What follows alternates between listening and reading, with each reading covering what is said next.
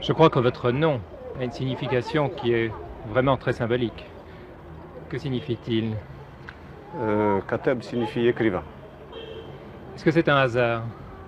Non, c'est dû au fait qu'il y a beaucoup de gens dans ma tribu qui ont écrit ou qui écrivent, et puis au fait que au moment où les Français ont décidé de recenser la population, on a appelé les gens d'après leurs caractéristiques.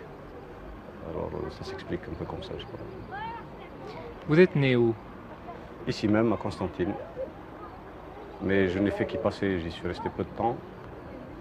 J'ai passé mon enfance dans l'Est surtout, mais je suis revenu souvent à Constantine. Qui étaient vos parents? Mon père était un oukil, c'est-à-dire un avocat en justice musulmane. Ma mère était sa cousine. Vous savez qu'on pratique beaucoup le mariage consanguin à l'intérieur des tribus chez nous. C'est ainsi que je suis né d'un mariage consanguin. Et à la suite de multiples voyages, mon père a fait venir ma mère ici, et c'est comme ça que je suis né à Constantine. Vous avez été élevé dans les traditions? Non, pas tellement dans les traditions. C'est-à-dire les traditions ont formé une ambiance dans laquelle je vivais, mais je n'étais pas plongé dedans. Mon père ne me forçait pas à être un traditionnaliste, qui n'était pas lui-même d'ailleurs. Il était plutôt un libéral. Il y avait dans ma famille un courant libéral et mon père était le représentant de ce courant. Par conséquent, j'étais plutôt libre. Vous parliez quelle langue? L'arabe, surtout l'arabe au début. D'ailleurs, j'ai commencé par aller à l'école coranique.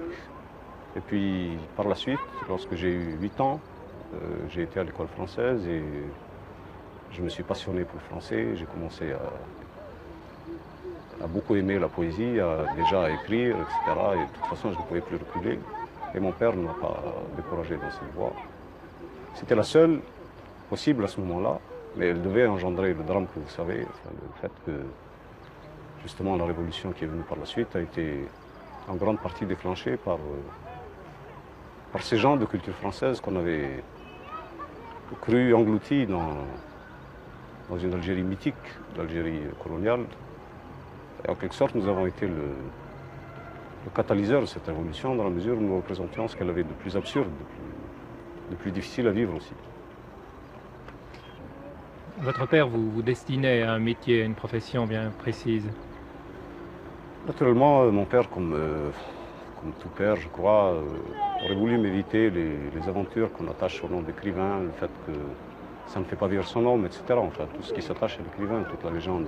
Il était pourtant lui-même poète, je crois. Oui, mais pour lui, c'était un violon d'Ingres, tandis que pour moi, déjà, dès que j'ai été exclu du collège pour avoir participé à une manifestation politique et pour déjà être devenu en quelque sorte un rebelle à l'intérieur du système auquel j'étais destiné, évidemment, le choix de la poésie était devenu total pour moi. Je voulais vivre pour ça et uniquement pour ça.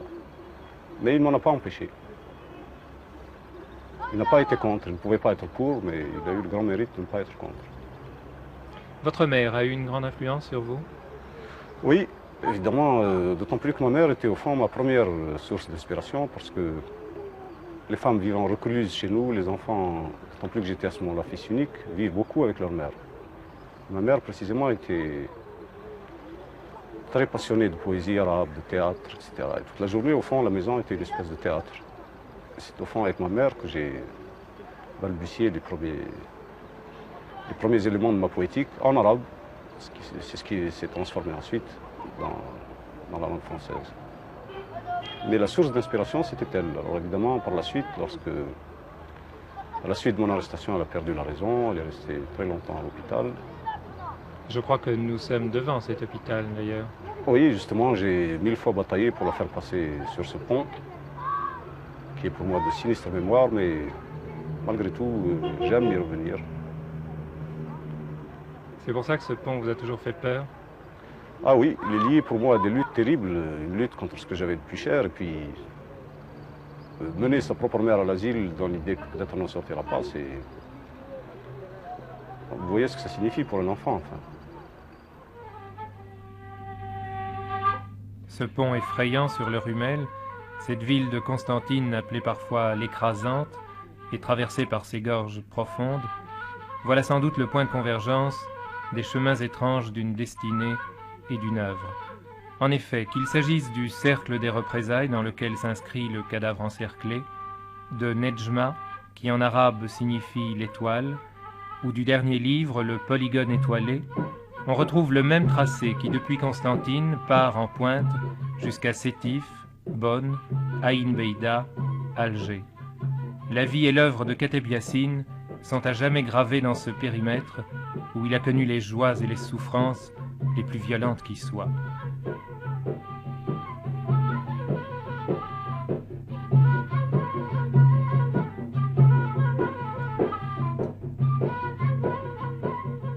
Il est né ici en août 1929, au cœur de la Casbah. Une très vieille maison arabe, qui aurait pu être le décor paisible d'une vie simple et belle, mais qui en réalité fut transformée pendant de longues années en véritable forteresse, car elle abritait le quartier général d'un groupe FLN. Avant de revenir aujourd'hui avec nous dans cette maison, Kateb Yassine a dû passer par Paris, Milan, Tunis, Bruxelles, Hambourg, Stockholm, Trieste, Zagreb, Berlin, Florence, Rome, Moscou, Kislovodsk, Bad Godesberg, beaucoup d'autres villes encore où il n'avait que faire. Mais comme il dit lui-même, ainsi va la vie d'écrivain errant, d'écrivain public, d'écrivain en grève, en exil, en rupture de banc.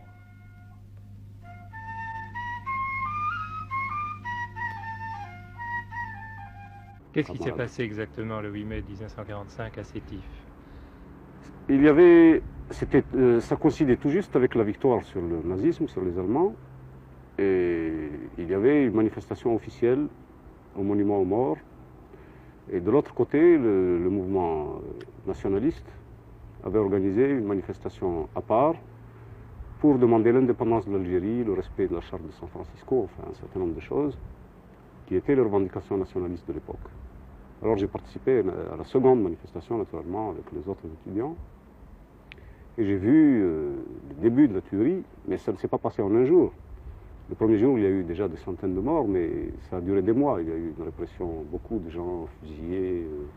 Il y a eu même des fours à chaud dans les deux régions de Sétif et de Galma. Et comme par coïncidence, ma famille est plutôt originaire de Galma, du moins la fraction algérienne de ma famille, tandis que moi j'étais à Sétif. Par conséquent, du côté de ma mère, elle a pris un peu pour ses frères, pour des cousins que nous avons eu assassinés, etc., pour toute la tragédie que c'est devenu dans la plupart des familles de l'Est constantinois et des Hauts-Plateaux. Il se trouve que j'ai été vraiment touché de plein fouet par ces événements. Et je crois bien que c'est ce qui a déterminé tout le reste de mon existence, c'est-à-dire la décision de ne plus poursuivre mes études, et puis non seulement d'écrire, mais de militer, de m'inscrire davantage dans le mouvement politique. Parce qu'au fond, ce peuple algérien que je devais découvrir plus tard, je ne le connaissais pas encore, même au collège. Il y a plus forte raison, quand j'étais gosse dans les rues, je le voyais sans le voir, en quelque sorte. C'est seulement en prison, lorsque nous sommes trouvés parfois une vingtaine dans une cellule, qu'après la première appréhension, j'ai découvert des hommes, je les ai découverts dans leur dimension populaire, enfin très près, comme ils n'auraient jamais pu être si près. Et ça a été, ça aussi, une grande révélation. Et quand je suis sorti, de prison, j'étais exclu du collège. De toute façon, il n'était pas question de poursuivre mes études. J'ai fait quelques conférences, et puis j'ai découvert une autre chose encore. C'est le soutien que pouvait m'apporter ce peuple que j'avais trouvé en prison.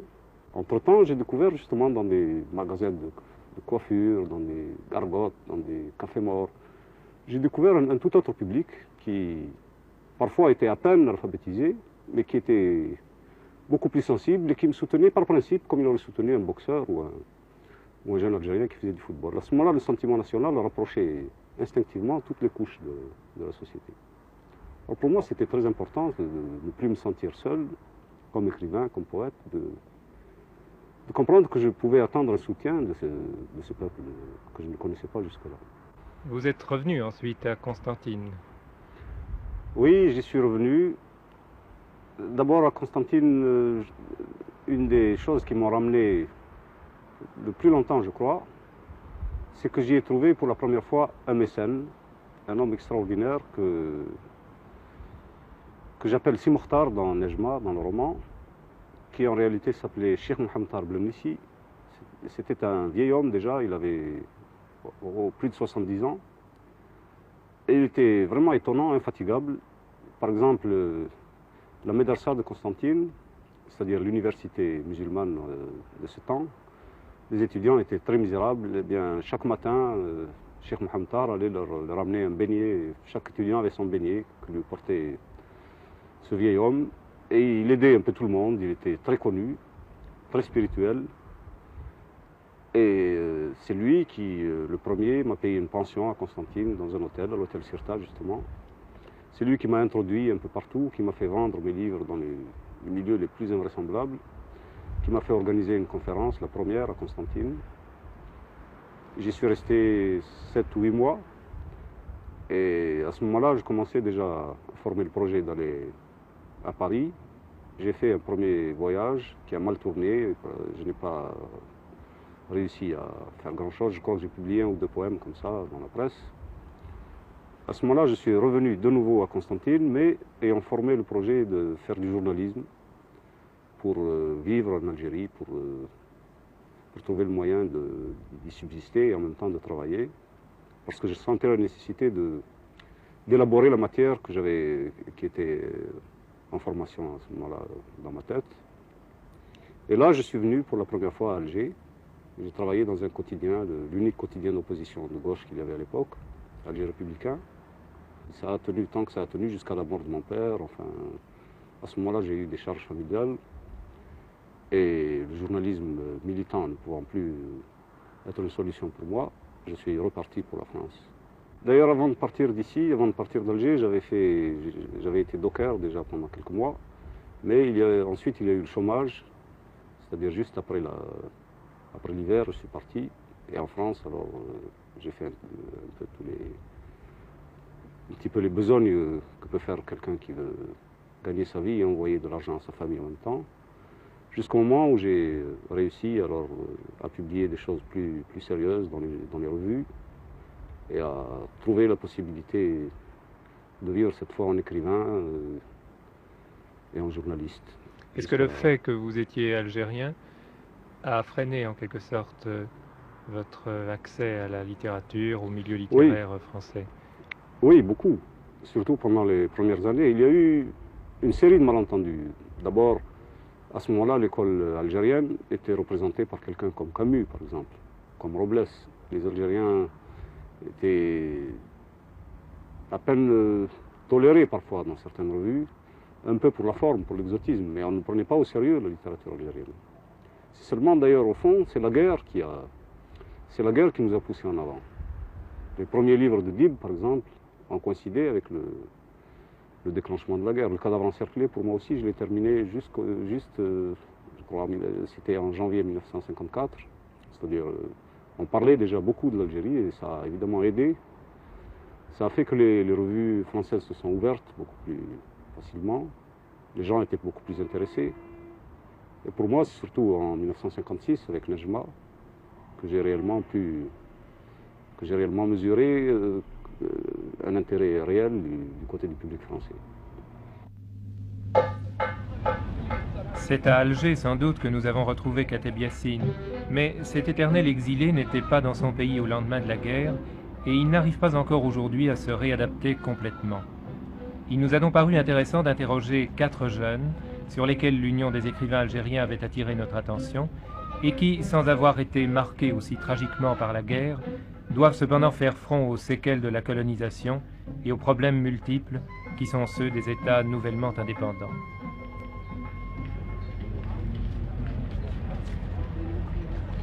Pour nous qui écrivons, enfin, intellectuels, c'est le mot.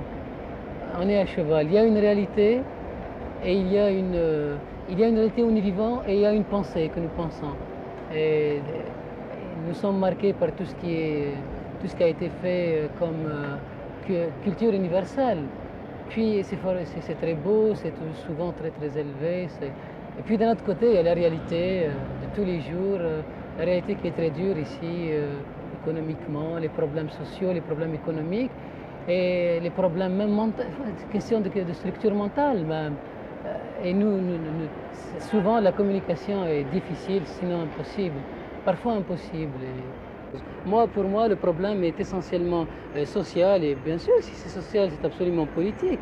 Donc c'est surtout la réalité sociale, la mentalité sociale, la réalité sociale, les problèmes sociaux, les tabous, tout cela en Algérie et dans les pays arabes, grosso modo, qui m'intéresse, qui me passionne, parce que finalement, il ne me passionne pas à titre gratuit, mais j'y suis, j'y souffre, et ça me pose, même pour moi personnellement, certains problèmes dans ma famille, dans ma vie, etc. Et je pense qu'il s'agit de sensibiliser l'opinion, surtout dénoncer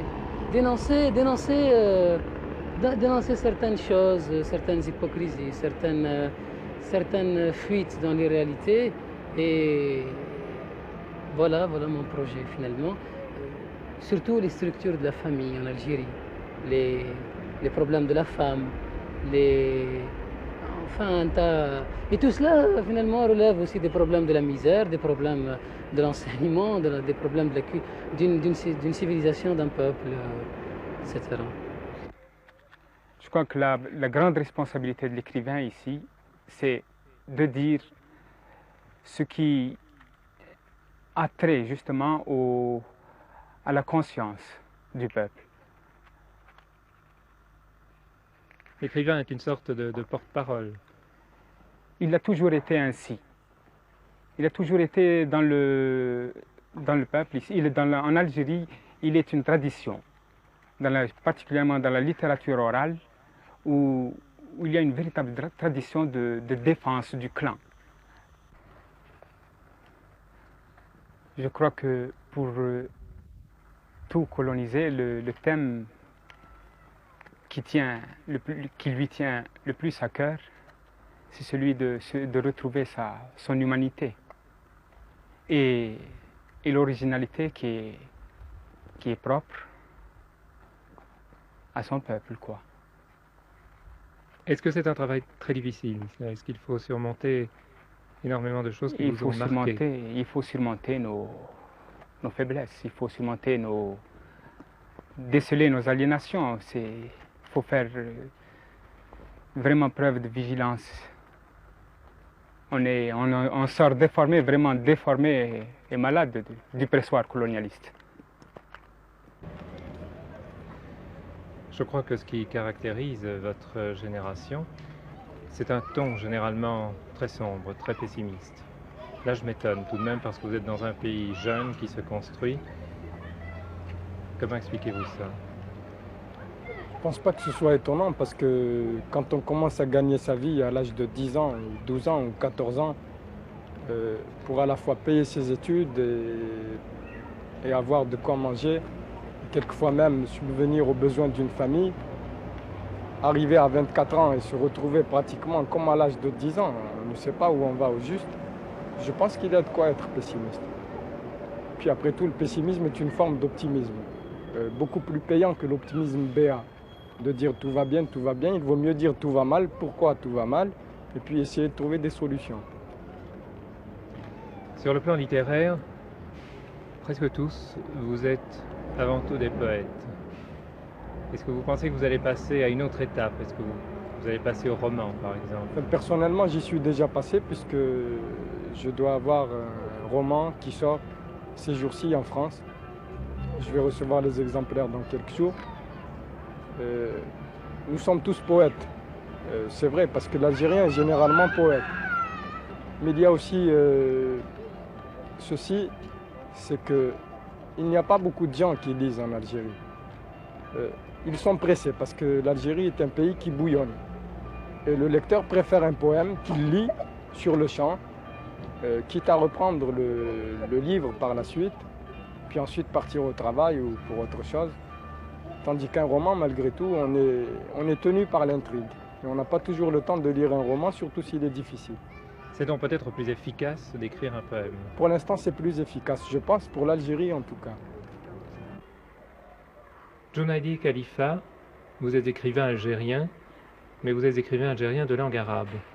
Vous êtes combien à écrire l'arabe actuellement en Algérie? Les écrivains en arabe, il y a qui écrivent la prose, qui écrivent les poèmes. Les poètes, ils sont nombreux. Ils sont peut-être 5, 6, 7, on peut même compter 10. Les écrivains de prose, ils sont moins nombreux. Il y a 3, 4. Comment expliquez-vous qu'il y ait moins d'écrivains de langue arabe que d'écrivains de langue française? D'abord, il y a la question de la langue arabe. Elle était langue exclue, éloignée du peuple et de l'enseignement par la cause du colonialisme. La littérature arabe en général, elle est dans la Renaissance, c'est-à-dire n'est pas une littérature qui a beaucoup de dimensions, comme la littérature européenne par exemple, qui a une base de 4 ou 5 siècles. Ajoutons que les écrivains algériens de langue arabe étaient des jeunes et s'occupaient de leur étude, ou pendant la Révolution, ils étaient au sein de la Révolution. Ce sont, d'après moi, les causes les plus essentielles dans cette question. Vous venez de me dire que vous êtes bilingue, il ne vous est pas venu à l'idée d'écrire en arabe? Si, j'ai écrit. J'ai écrit, mais je préfère le français parce que c'est une arme, c'est une meilleure arme, c'est tout. Je pense que j'ai 2 armes et la meilleure, c'est celle qui tire le plus, c'est le français. Comme dit je ne sais quel poète chilien, j'écris pour des gens qui, hélas, ne me lisent pas, des gens qui ne lisent pas. Dans la grande majorité ne peut pas me lire. J'espère qu'on nous lira plus tard. Nous tous qui écrivons en français, quoi. Ici en Algérie, on écrit pour l'avenir, on n'écrit pas maintenant. Maintenant, on traite des questions algériennes dans des journaux littéraires. Par exemple, Al-Moujad. J'ai chaque semaine 4 ou 3 pages depuis un an. On traite des questions qui sont locales, un peu locales. Mais lorsqu'il s'agit des livres ou des essais, des choses, on traite des choses à l'échelon du monde arabe. C'est-à-dire, on écrit pour les Algériens qui vont naître, mais pas maintenant. Est-ce que vous pensez que les écrivains algériens qui ont choisi le français ont fait un mauvais choix? D'ailleurs, si vous permettez, ils n'ont pas choisi ça. Ils n'avaient pas le choix. Il y avait le colonialisme, il y avait des moyens pour apprendre le français, alors qu'il n'y avait pas de moyens pour apprendre l'arabe, c'est tout. Mais de toute façon, le français, c'est une langue internationale, si vous voulez, une langue de lecture. On n'est pas contre le français, mais qu'on doit avoir avant tout notre langue nationale. Quels sont les grands écrivains algériens que vous admirez le plus ou qui vous ont peut-être influencé? C'est une question très, très dangereuse. Je sais pas. Oh, il n'y en a qu'un seul vraiment qui m'emballe totalement, un seul, c'est Kateb Yassine, uniquement. Pourquoi?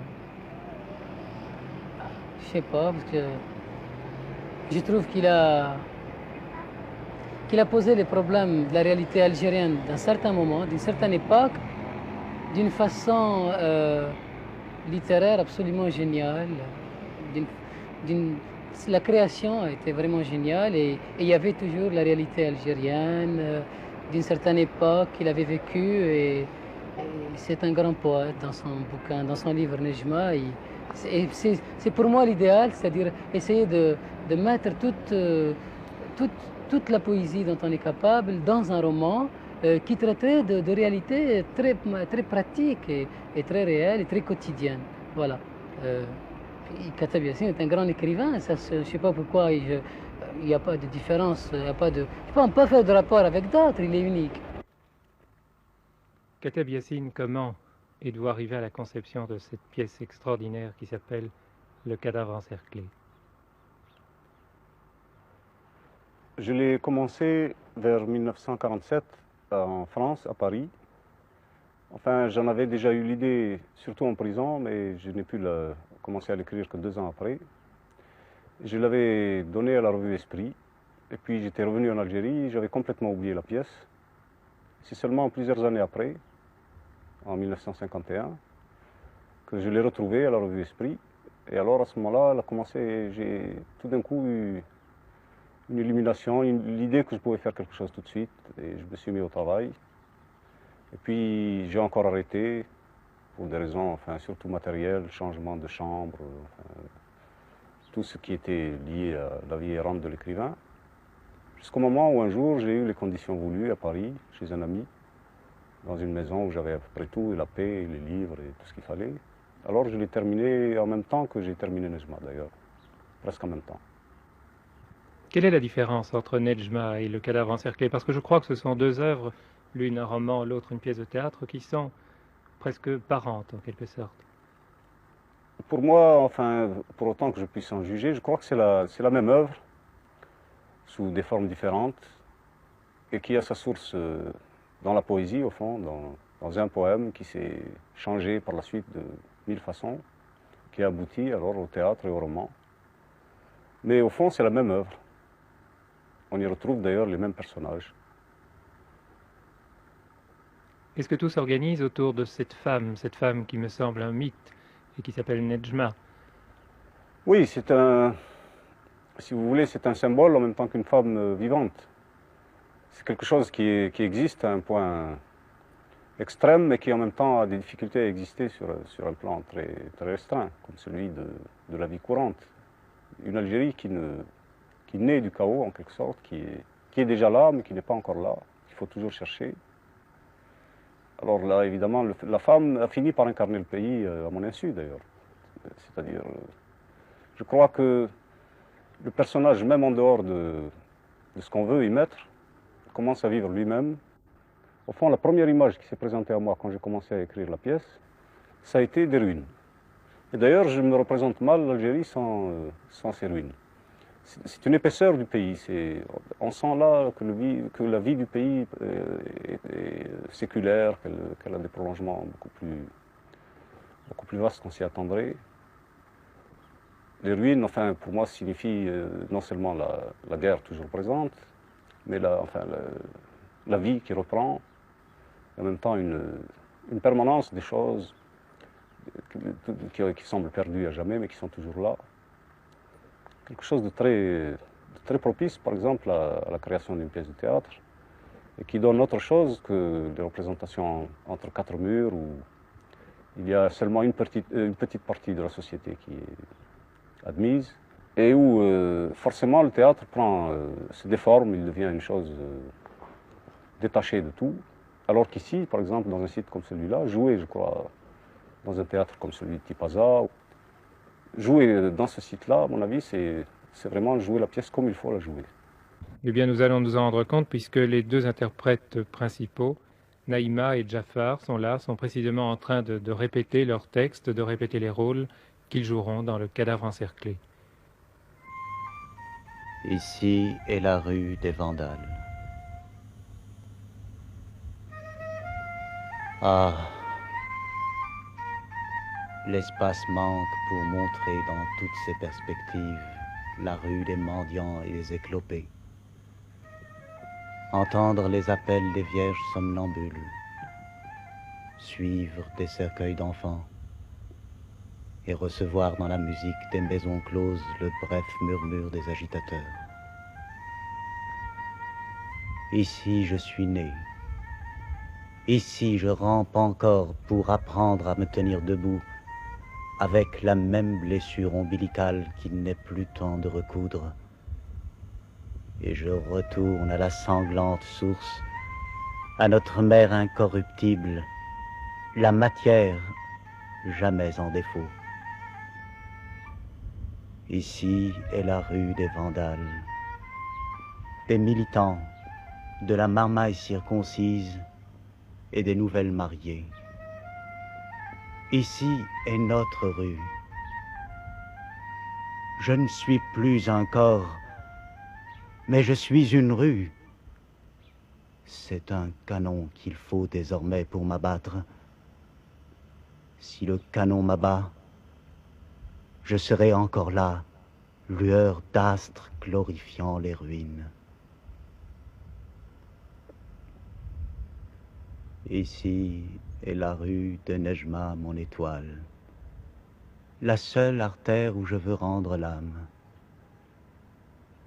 C'est une rue toujours crépusculaire, dont les maisons perdent leur blancheur comme du sang, avec une violence d'atomes au bord de l'explosion. Lahda s'endort avec d'autres que moi. Vous m'aviez prévenu. J'avais rêvé la fusillade. Mais il devait revenir au crépuscule. Je devais lui cacher mes larmes et son couteau. Et me voici vouée à la nuit solitaire. Veuve jamais déflorée, fleur aveugle, cherchant l'élu emporté en l'holocauste de fourmilière qui hante sa corolle. Ainsi m'a quitté Lahda, le mâle fourmi qui traversa le parfum altier de ma couche pour tomber dans ce tas de corps inconnus. Je me retrouve dans notre ville. Elle reprend forme. Et la rue des Vandales prend fin à mes yeux, comme sous un orage, avant une minute précise où la nuit s'écroule au cœur des pierres, dans la poitrine des insectes que le vent et le gel fouillent jusqu'au matin. C'est alors qu'un mur immense est élevé entre la ville immense et moi.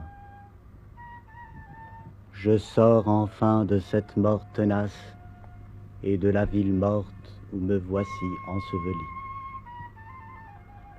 Sur un arbre éperdu s'évertue ma riche famille, riche de sang et de racines, la tribu au mausolée désert qui vécut avant moi dans un arôme de café grillé.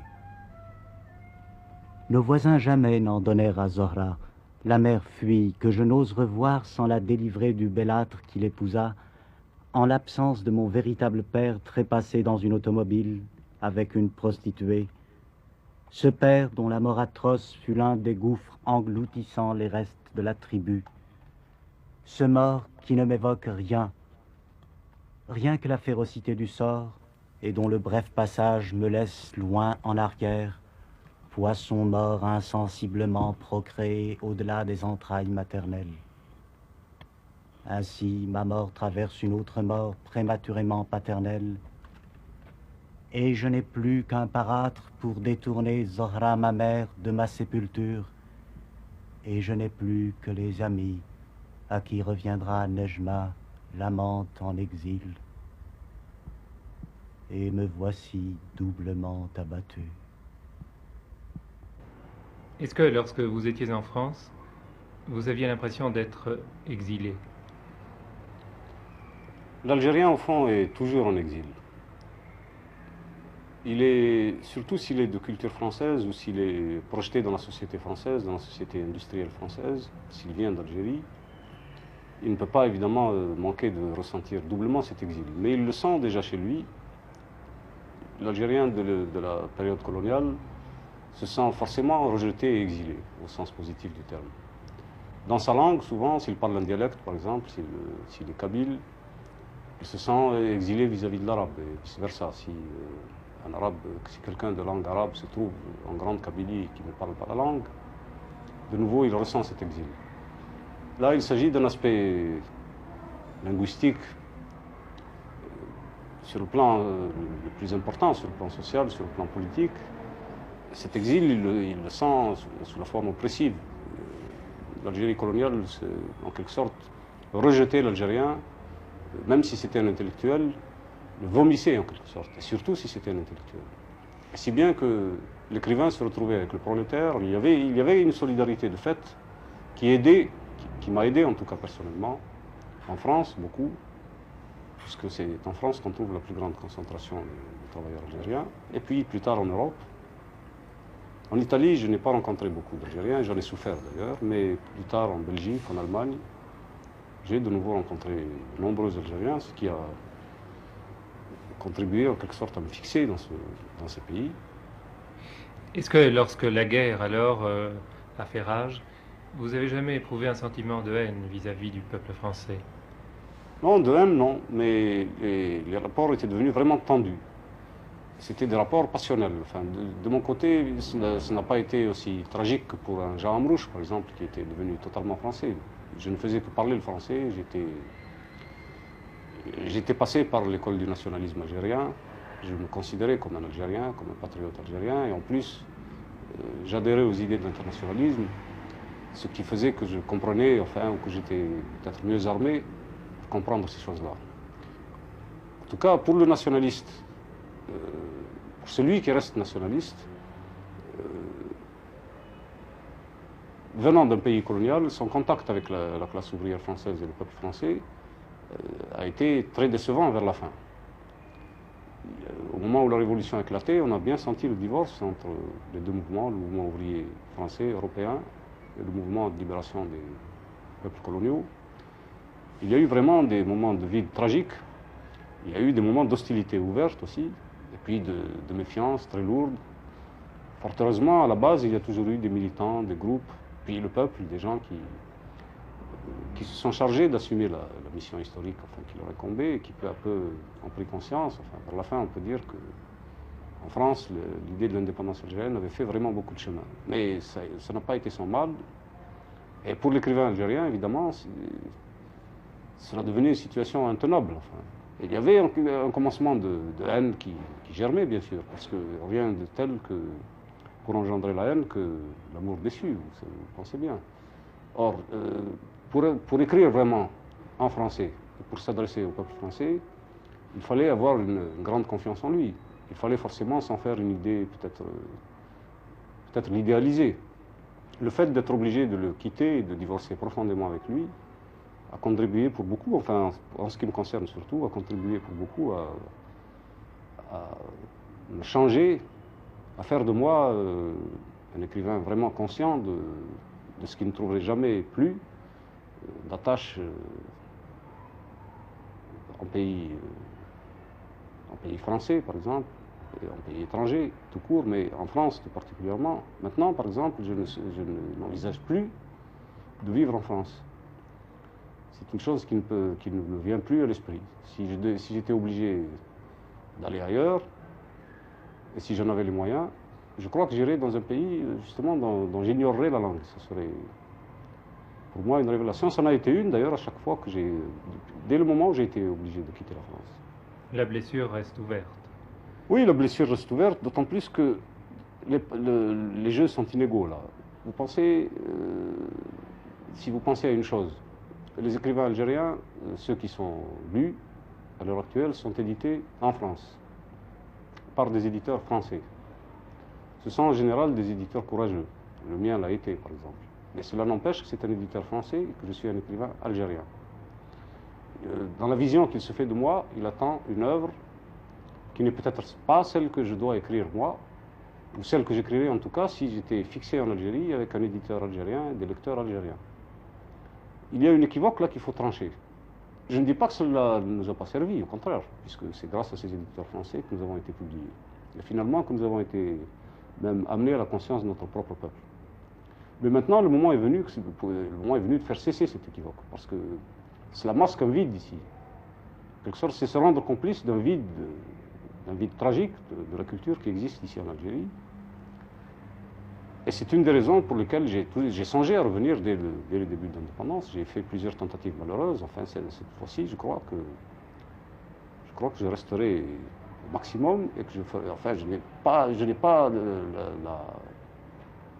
l'impression que cette fois, les choses vont se passer de la même façon. Parce qu'il fallait concevoir d'abord l'insertion de l'écrivain dans la révolution, dans le FLN par exemple. Est-ce que vous pensez que la révolution que vous avez faite, elle est aujourd'hui terminée? Je pense que la révolution n'est jamais terminée et que la façon la plus large peut-être de voir la révolution, ce serait de la voir comme elle est inscrite dans les astres, puisque le monde est toujours en révolution. Pour ce qui nous concerne, si nous voulons édifier une société, elle commence, et surtout pour les écrivains. De ce point de vue, quelqu'un comme Fanon, je crois, a énormément contribué à poser ce problème, seulement à le poser, de même que l'Ashraf l'a fait. Mais jusqu'ici, nous ne pouvons pas dire encore que les écrivains algériens soient groupés dans la révolution qui reste à faire. C'est une chose, c'est un problème de plus en plus urgent. Quel est le rôle précis que vous assignez à l'écrivain algérien d'aujourd'hui? Eh bien, une véritable union des écrivains, d'abord devrait rechercher tous les écrivains, leur donner la possibilité de s'exprimer, organiser un vrai congrès qui serait minutieusement préparé, faire le recensement des tâches qui nous attendent, faire une critique serrée de tout ce qui a pu être entrepris ou conçu dans la fièvre des premières années de l'indépendance, faire une critique serrée de tout ce qui a été fait jusqu'ici, et à partir de là, établir un ordre d'urgence sur le plan pratique.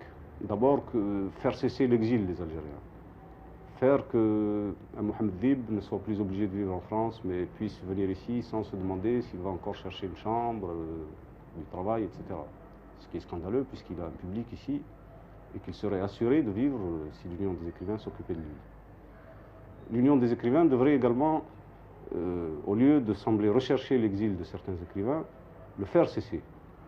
Il y a diverses façons de s'exiler. Le même Lashraf, qui est aujourd'hui ambassadeur en Argentine, s'est fait renverser par un autobus à Paris, où il se trouvait sans chambre après la guerre, après toutes les épreuves traversées, pendant que l'Union factice des écrivains ici organisait des réceptions et semblait nier ce genre de problème. Nous avons un autre publiciste, un historien aussi, qui est aujourd'hui ambassadeur en Chine, c'est Mohamed Cherif Sahli. C'est encore quelqu'un qui, bien sûr, il est bon qu'il soit en Chine, il mérite d'y être, mais sa place serait ici. Et je pense qu'il faudrait une véritable politique de la culture, pour l'ensemble de la culture algérienne. D'abord faire cesser l'exil, ensuite créer des conditions matérielles minimum pour qu'évidemment les écrivains puissent travailler, se préoccuper de leur donner une plus grande liberté d'expression, se préoccuper d'établir des liens entre eux, mettre à leur disposition tous les moyens possibles, leur donner la possibilité de connaître leur pays, de voyager à l'intérieur du pays. Et je crois que c'est inexcusable de ne pas commencer à faire ce qui est fait déjà partout. Il n'existe pas de pays socialiste où ces choses ne soient déjà faites. Maintenant, dans les pays d'Occident, les écrivains sont organisés autrement, mais ils sont organisés et jusqu'ici, le vide n'est pas comblé chez nous. Vous-même, personnellement, quelles sont les tâches que vous voudriez entreprendre? Eh bien, pour ma part, voilà, ce que je voudrais, c'est pouvoir monter les pièces déjà écrites, pouvoir monter d'autres avec une équipe qui serait toute prête déjà, une équipe où il y aurait des jeunes et des écrivains déjà connus, des peintres, des gens d'un autre horizon, du cinéma, du théâtre, etc. Constituer une équipe de travail qui pourrait, alors à ce moment-là, aller du théâtre au cinéma, et puis aussi trouver le moyen. Par exemple, pour moi c'est très délicat, je suis toujours sans logement, je n'ai pas jusqu'ici en Algérie un coin où je puisse me dire, voilà, tu vas aller là-bas pendant 6 mois, tu n'auras pas de problème matériel, tu pourras écrire. Et c'est pourtant là que tout commence. Tant que cette base matérielle n'existe pas, l'écrivain peut être doué d'une grande force d'expression. Il n'écrit rien parce que les conditions ne sont pas créées. Et effectivement, notre littérature traverse une crise, non seulement en qualité, mais même en quantité. Les écrivains écrivent moins. Depuis la guerre, il y a une baisse très nette et Je crois que ce problème va finalement se poser avec acuité. Enfin, pour ma part, je m'emploie à le poser. J'ai déjà tenté d'en parler dans une interview à Révolution africaine. Cette interview a été censurée, elle n'est jamais parue. Alors vous voyez, c'est un combat, mais je crois que vers la fin, on ne pourra pas éviter de poser le problème comme il doit l'être, de réunir les écrivains, de les considérer comme la force qu'ils doivent être pour un pays qui a tout à dire, tout à exprimer. Et je crois que dans ce combat, je suis loin d'être seul. Beaucoup de jeunes écrivains pensent comme ça. Vous qui aimez tant le peuple, qui aimez vivre d'ailleurs parmi lui, est-ce que vous ne pensez pas que si vous aviez pu écrire en arabe, vous auriez été toujours plus près de lui? Ah, je pense que certainement j'aurais été plus près de lui. J'aurais pu lui parler de plus près. Mais le fait de lui parler dans une autre langue m'apprend peut-être à le connaître, à le dédoubler en quelque sorte, à pouvoir le connaître de l'intérieur et de l'extérieur, à pouvoir mieux cerner ce qu'il signifie pour moi, et même en quelque sorte à éliminer tout ce qu'on ne voit pas si on appartient à un seul monde. Par exemple, si quelqu'un ne quitte jamais son village, il peut avoir une idée du monde et de son village. S'il change de village ou s'il va dans une ville, c'est encore une autre idée qu'il a. S'il s'expatrie, s'il va dans un autre pays, c'est encore une autre idée. Et s'il peut aller de pays en pays et avoir une idée du monde, alors l'idée du village elle-même change. Il a en quelque sorte fait le tour de lui-même et il est tout autre qu'il ne l'était au départ. De ce point de vue, je crois que l'exercice d'une autre langue, quand elle ne dépersonnalise pas l'écrivain, l'aide au contraire à se redécouvrir avec encore plus de force. Vous pensez qu'il conviendra toujours pour les écrivains algériens de continuer à utiliser la langue française? Non, je pense qu'il viendra un jour où les écrivains algériens utiliseront l'arabe plus qu'ils ne l'utilisent actuellement. Je pense qu'il viendra un jour où les dialectes berbères seront écrits et que les berbères pourront s'exprimer dans leur langue. Je pense aussi qu'avec le temps, les grandes langues universelles seront toujours mieux connues et qu'il y aura de plus en plus dans le monde entier des écrivains capables d'écrire ou en tout cas de passer d'une langue à une autre.